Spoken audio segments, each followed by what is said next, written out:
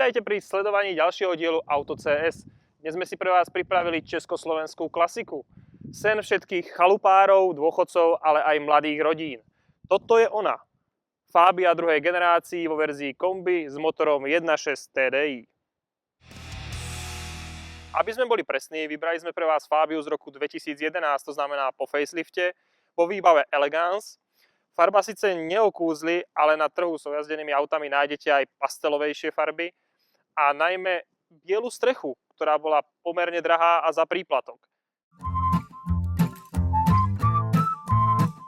Fabia druhej generácie sa začala predávať od roku 2007. Je postavená na rovnakej platforme ako je prvá generácia, je len o niečo dlhšia, vyššia, ale bohužiaľ aj užšia. V dizajne je vidieť jasná zhoda so Škodou Roomster v prednej časti. Bok je umocnený čiernymi stĺpikmi, ktoré Škoda asi okopírovala od Mini Coopera.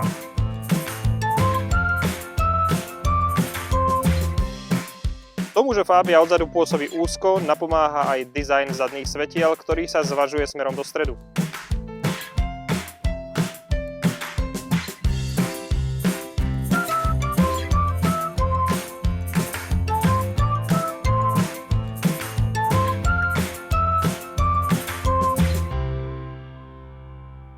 Dvojková Fabia ponúka pomerne širokú paletu motorov.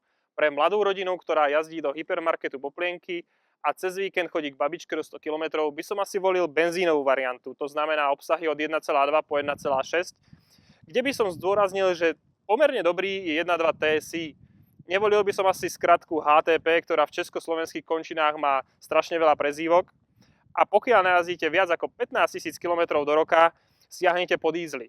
Tu sú varianty opäť od 1.2 po 1.6, to sú pre faceliftové modely a na začiatku sa Fabia predávala aj s 1.9 TDI. Jedinou výhodou týchto dízlov je samozrejme spotreba.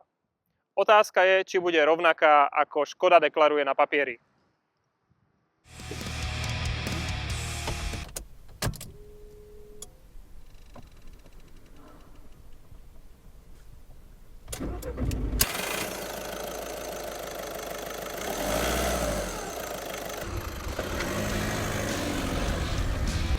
Podstatné je to, ako sa s Fabiou a dízlovým motorom 77 kW jazdí.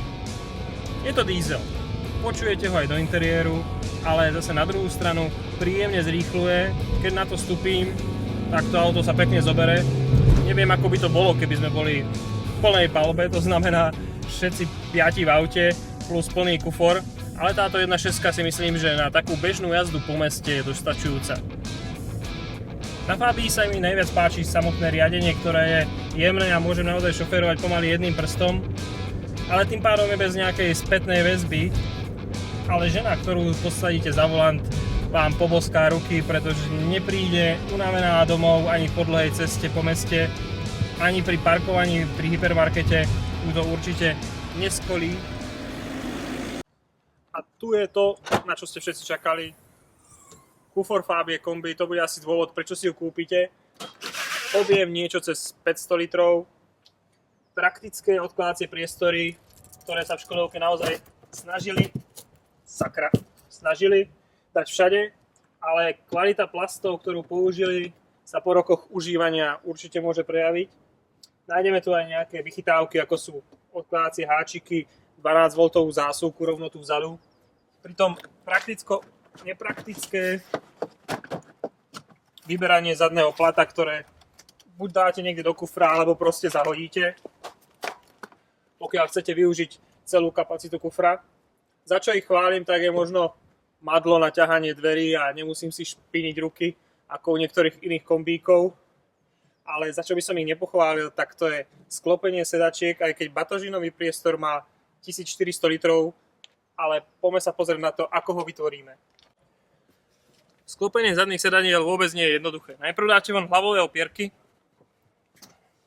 ktoré nemáte kam dať.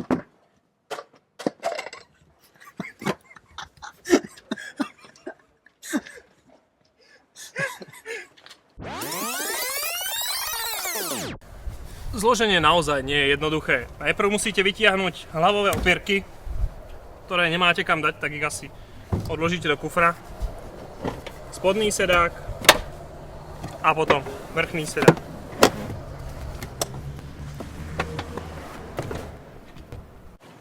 Aj po zložení zadných sedadiel sme nedostali rovinu, ale potrebujeme sa rýchlo povaliť ideálne na chatu. Preto si odložíme suveníry, ktoré sme získali.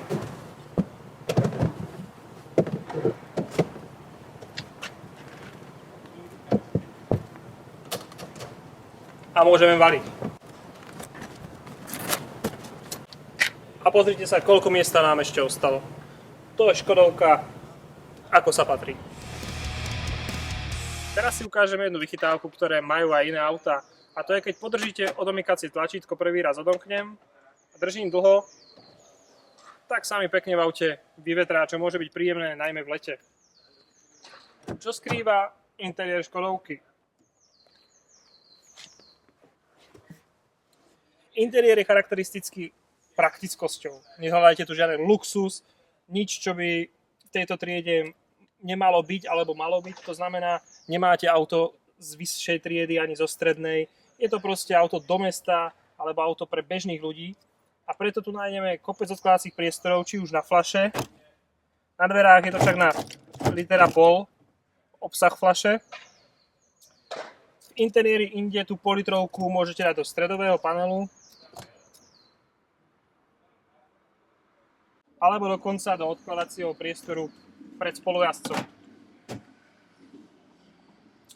Najkrajšou vecou, čo ma tu zaujala na sedačkách, je táto páka. Prečo? Pretože myslí na moje zdravie. Vždy, keď ju používam, si príjemne zaposilujem, vyformujem si svoj biceps a hneď sa cítim ako veľký mačo. Je dobré, že ju použijete asi len raz, keď si to sedadlo sami nastavíte. Inak je sedadlo polohovateľné klasicky už len dopredu a dozadu a sedačky si opäť môžete nastaviť tiež len v jednej polohe. Nemáte nič navyše, žiadnu bedrovú opierku a je samotné vedenie, ktoré sa tvári, že je športové, tak športové veľmi nie je, pretože v zákrutách pri jazde vás ľahko opre o bočné dvere. To, za čo musím Fabiu pochváliť, je naozaj množstvo tých odkladacích priestorov. Či už je to priehradka, ktorá je klimatizovaná, alebo niečo na drobnosti v stredovom tuneli. Pár odkladacích priestorov je aj tu pod lakťovou opierkou, na okuliare. V našej výbave máme za príplatok trojramenný volant s ovládaním audia a telefónu. To, čo tu vidíte, dvojdinové veľké rádio, samozrejme na MP3, aj keď v dnešnej dobe asi viacej by ste využili, keby ste si na to mohli svoju vlastnú MP3 napichnúť a nemuseli si ich napalovať na CD. Na to v Škodovke tiež mysleli a máme tu AUX vstup.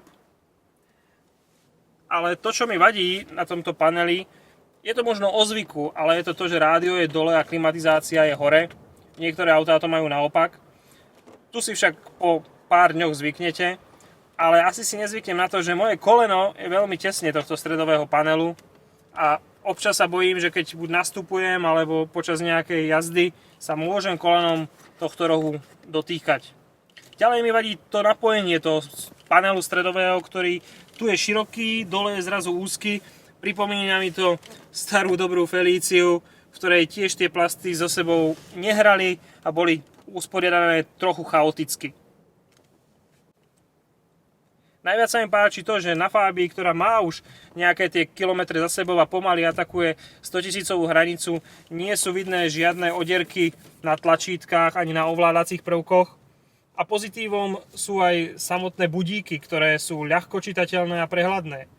Aj keď pri naštartovaní tejto našej dízlovej alternatívy s rôznymi elektronickými systémami na vás vybehne kopec kontroliek. Ďalšou vecou, čo mi prekáža, je otváranie dverí, kedy Škodovka to madlo vyriešila tak nepohodlne, že neviem, či sa mám obchať 2 prsty, 3, alebo si ich zlomiť, aby som sa vôbec dostal von z auta a mohol sa ísť pozrieť, koľko je miesta na zadných sedadlách, ale ešte predtým si podám sedačku ešte naozaj dozadu, aby sme videli, či sa tam zmestí. A koľkože máš miesta vzadu, milá Fabia kombi? Málo, tak to by to asi nešlo.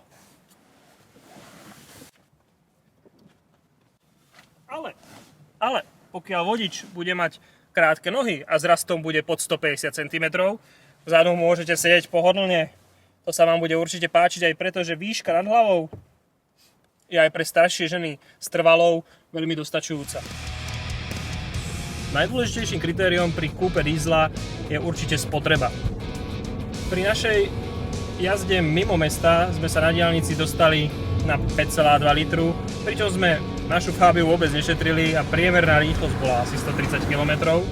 Pri jazde po cestách prvej triedy, kde by sme mali ísť 90, tak sme aj 90 šli a tam sa spotreba už troška vyšplhala na 5,7 litru a potom v meste samotnom sme atakovali 6 litrovú spotrebu. Čím sme sa presvedčili iba o tom, že papier znesie všetko a to, že Škodovka napíše 3,8 alebo napíše 4,8 do papieru, je nám úplne jedno.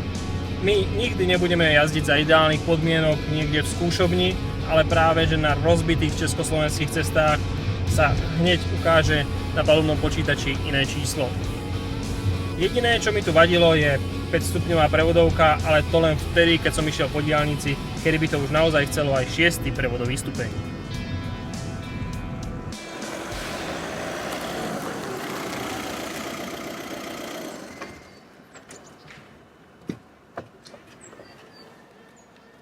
U Fabie ma potešili najmä brzdy.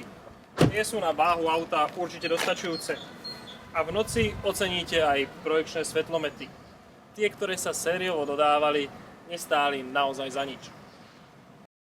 To, čo zaujíma aj mňa, je cena servisu. Každý si myslí, že Škoda má lacný servis. Na prácu možno áno. Ale keď si zoberete len to, že brzdové doštičky, brzdové kotúče, 30 € plus 30 €, to znamená 800 korún českých a 800 korún českých. Rozvodová sada pri dízlovom motore stojí okolo 200 €, takže 5400 českých korún. Spojková sada komplet od 220 € hore, to znamená tiež okolo tých 5,5 až 6000 českých korún. Čepy napríklad na prednej náprave 20 € a viac. A to boli len ceny materiálu.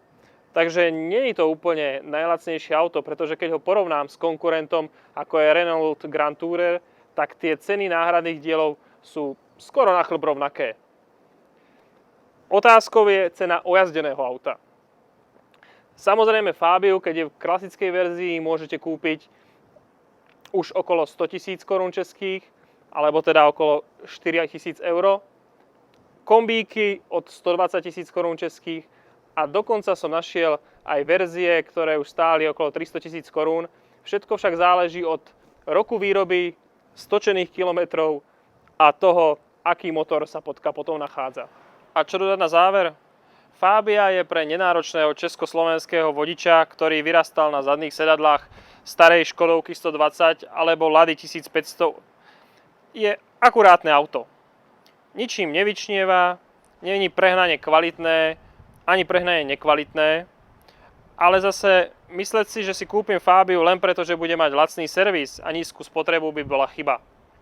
Vyberajte preto veľmi opatrne, rozhodujte sa, či vám treba benzín alebo diesel a ak vám nie je potreba mať kombi, aby ste tam vozili iba vzduch a vpredu 2 ľudí, kúpte si radšej hatchback.